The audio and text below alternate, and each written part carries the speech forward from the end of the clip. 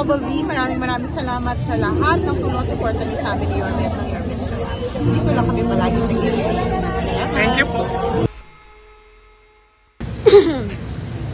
Our crime rate declined by double digit in 2025 December. At negative 13%. So ulitin ko, no? Kung maalala ninyo, bago magpasko, naglathala ako sa inyo ng impormasyon at datos. Our crime solution rate rose to 9% in the third quarter. While we are solving crimes, naging andap ngayon yung mga tulongges dahil mukhang nakaramdam na sila muli ng gobyerno sa Maynila. And remember, these criminals would wish to get your cellphone or gawin kayong prutas, pagpitasan ng inyong tenga at leeg. And this so long as, because of what is happening, the policy of the city is kunin, papanagutin, at kung kakayanin, ay maaktuhan. Kasi yun yung pinakamahirap na part, yung maaktuhan. But kung nakatakas, o kung halimbawa naman pasko sa kanya, doon sa tulongges, o doon sa kriminal, sinuwerte siya, we make sure that your city government and MPD will go after them. And no matter what time, whether immediate, the following day, 1 week, 2 years, or 3 years, it doesn't matter to me. But we will apprehend them. So, with that policy, ay bumagsak ng 13% ang crime incident involving properties and harm to individuals. Dahil sa mga katulad nito, tingnan ninyo, madaling araw, peligro de ora, ganito weather, tingnan nyo mga itsura nyo, alas 6 na, ganito weather, parang inaantok kayo. Mano pa kaya, pag peligro de ora, madaling araw, ang sarap matulog, ano? Naka-duty ka, alaw sa man nangyayari. But there was an incident in Tondo, yung dalawang kriminal, siguro may umupa sa kanila, riding in tandem. Narinig ng Police Maynila yung putukan. He responded. Wala lang. Ang puhunan lang, balbon sa dibdib. Lakas ng loob.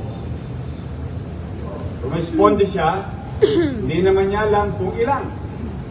At nakipagkabulan at nakipagpatuhan ng tingga sa mga suspect. Dalawa po yung suspect. May yan, nagkaputukan na before that. Pakikipagbarilan ito. Itong solong police, hindi niya binaliwala niya yung kaligtasan niya. Kasi kapatay lang ng mga ng biktima, itong mga gagong ito. Hindi niya inisip. Hindi siya nagdalawang isip. Solo. Nirespondihan niya o nagkaputukan. Yung isa po, patay na po yun. Namatay po yun kasi nakalimutang huminga. Buti naman. At least nakabawas tayo. Hindi dahil sa gusto nating patayin. Hindi ho. Hindi ho pwede ipagsinungaling. O isa rin may tama. Nasa ospital pa, no? Nasa ospital pa. Ito yung nasa ospital. Itong lokong to. Opo. Humihinga pa, no? Opo. On his own. Mag-isa. Madaling araw. Peligro de ora. wala siyang inintindi sa sarili niya, na baka mamaya, kapapatay pa lang ng biktima, eh siya naman ang madisgrasya. So it's worth noting, no? Dapat pagpapuri, kilalanin. Eh kami naman, in our own little way, may pagkilala na kami sa kanya.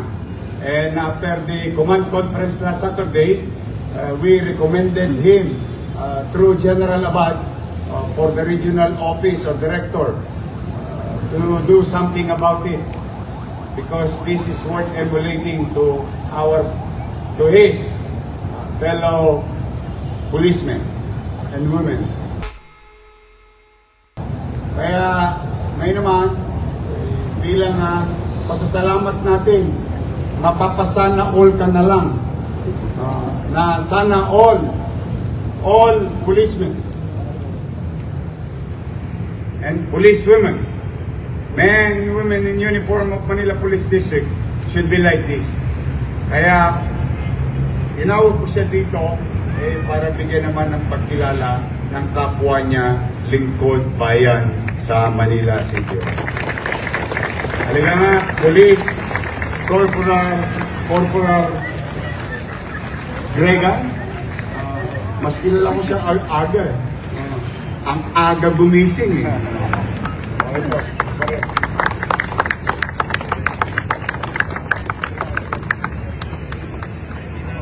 Ito, wala naman toast gas, di ba? Pwede ba palakpakan natin ang pinakamalakas kong palakpak?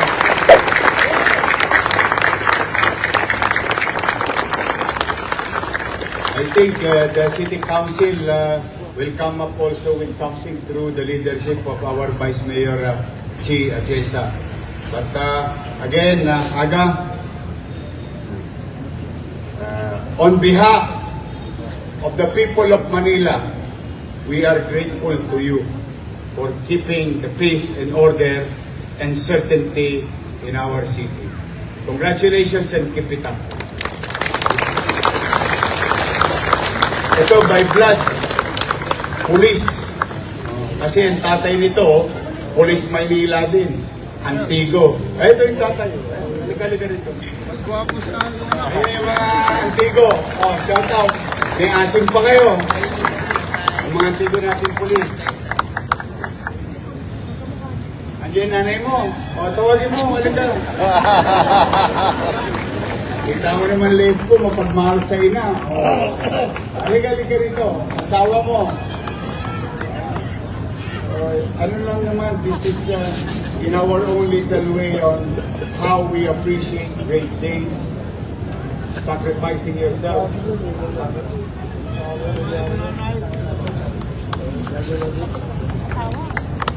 Matulis talaga itong tatay. Tumama sa loto, ganda ng nanay. Ay,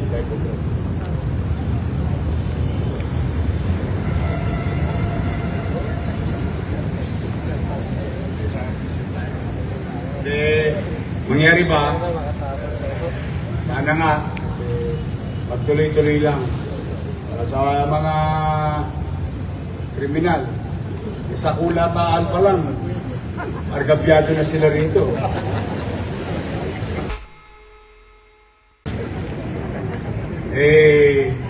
Sa akin, ang isa pang maganda, in line with our policy as your mayor, in as much as I can,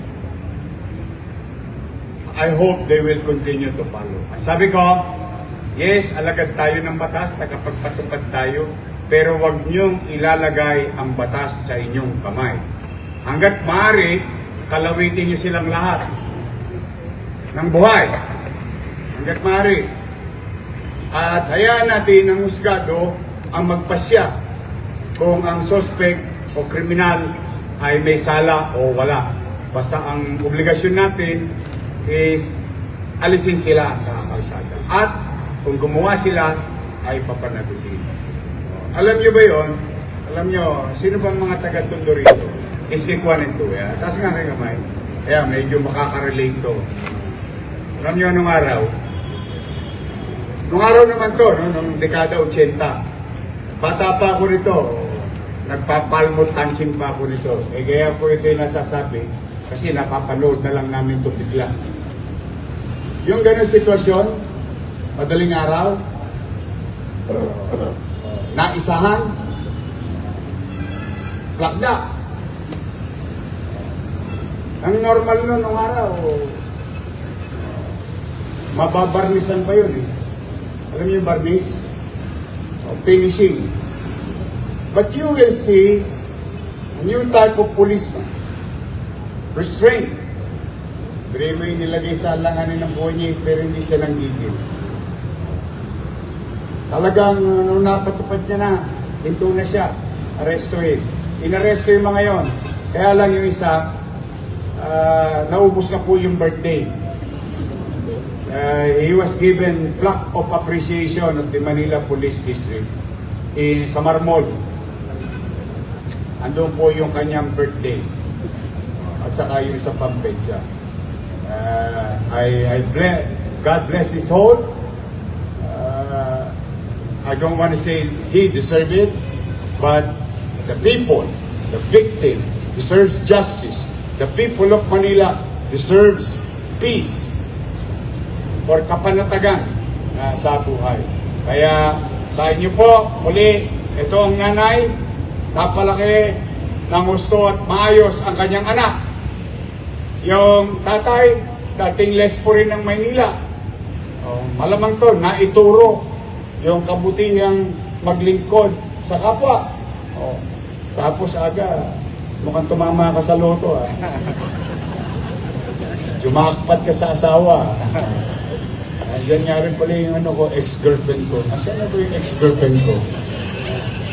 Doon lang sa Gedli.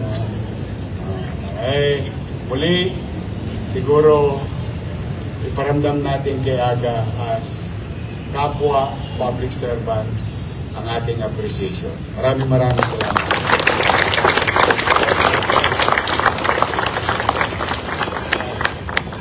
Papapicture tayo, wag mo na kay Alice, tapos na ako.